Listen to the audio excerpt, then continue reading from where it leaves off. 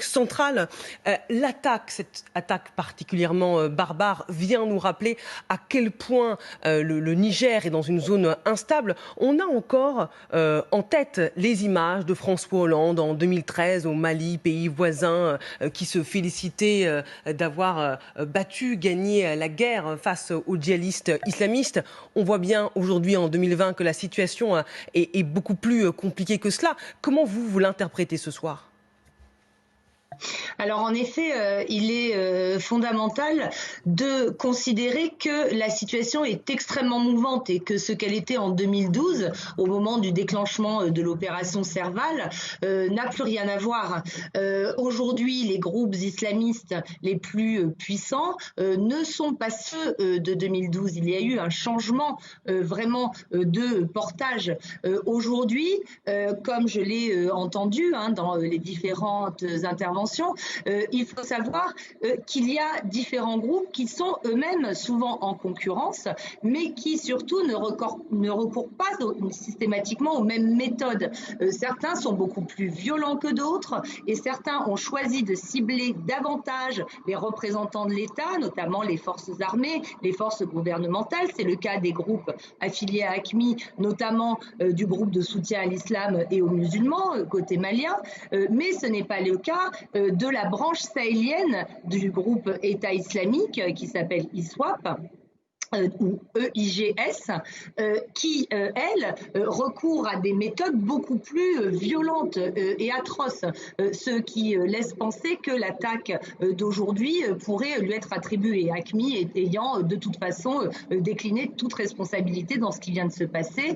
Par ailleurs, les groupes issus de Boko Haram, qui n'existent plus en tant que tels aujourd'hui, mais la branche LAC-Tchad de l'ISWAP, donc Islamic State in West Africa, ou la faction de Aboubakar Chifaou, qui s'appelle le JAS, sont beaucoup trop éloignés, à mon avis, pour être impliqués dans ce qui s'est passé aujourd'hui. Donc il y a eu une forme de sissiparité, une sorte de multiplication des différents groupes qui, de surcroît, sont également, ne sont pas les seuls acteurs de violence dans la zone. Il y a également des milices des milices communautaires, des groupes criminels, des hommes armés non identifiés, des forces de défense et de sécurité qui se sont aussi rendus coupables d'exactions récemment, comme l'a encore rappelé le rapport de la division des droits de l'homme de la mission de l'ONU au Mali.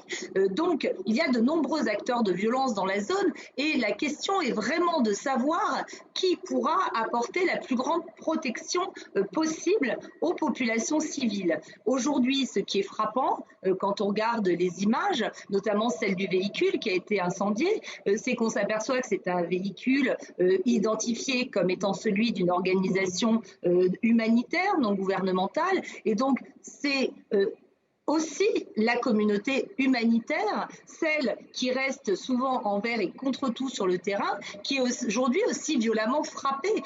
Donc je pense que c'est un élément aussi très important à prendre en considération. Niagalé Bagayoko, on entend votre analyse. Vous nous expliquez que en 8 ans, la situation a beaucoup évolué, qu'elle s'est complexifiée avec l'apparition de tous ces groupuscules. Est-ce que ça veut dire que les militaires de l'opération Barkhane et leurs alliés africains sont en train de perdre le contrôle ? Alors, il faut savoir que depuis le sommet de Pau, l'action de la force Barkhane ainsi que celle de la force conjointe du G5 Sahel est concentrée sur ce qu'on appelle la zone des 3 frontières qui se situe dans le Liptako-Gourma, entre le Burkina Faso, le Mali et le Niger. Et que c'est justement sur ce groupe EIGS, l'État islamique au Grand Sahara, qu'il a été décidé de porter l'effort. Et le bilan qui est fait de ces actions, côté français, côté état-major, est celui d'un succès parce que de nombreux combattants ont été neutralisés, c'est-à-dire éliminés. Mais on s'aperçoit bien que cela est très insuffisant et qu'en effet, la crise à laquelle on a affaire va bien au-delà de la nécessité d'éliminer des djihadistes. Il est indispensable indispensable que le volet militaire, qui reste nécessaire bien entendu, mais soit aussi assorti d'un volet judiciaire, parce que démanteler des groupes terroristes, identifier leurs réseaux, c'est tout aussi important. Il est aussi indispensable de faire face à la crise de gouvernance. Pour donner un exemple très concret qui touche justement à la sécurité, c'est au Niger qu'a éclaté un énorme scandale au mois de février concernant le détournement des budgets de la défense elle-même. C'est-à-dire que des soldats nigériens sont allés mourir au front alors même que des fonds très importants, dont les volumes sont très conséquents, ont été détournés.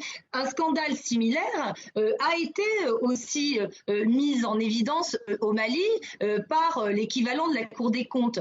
Donc les questions de gouvernance, on le voit, sont très directement liées à celles de sécurité. Et il est important, dans une approche globale et politique, de les prendre en compte. L'approche militaire est nécessaire, mais son volet opérationnel et stratégique n'est pas suffisant. Merci beaucoup pour votre analyse. Niagale Bagayoko, présidente de l'African Security Sector Network et experte sécurité en Afrique de l'Ouest et en Afrique centrale. Vincent Hugeux. Deux petites nuances qu'appelle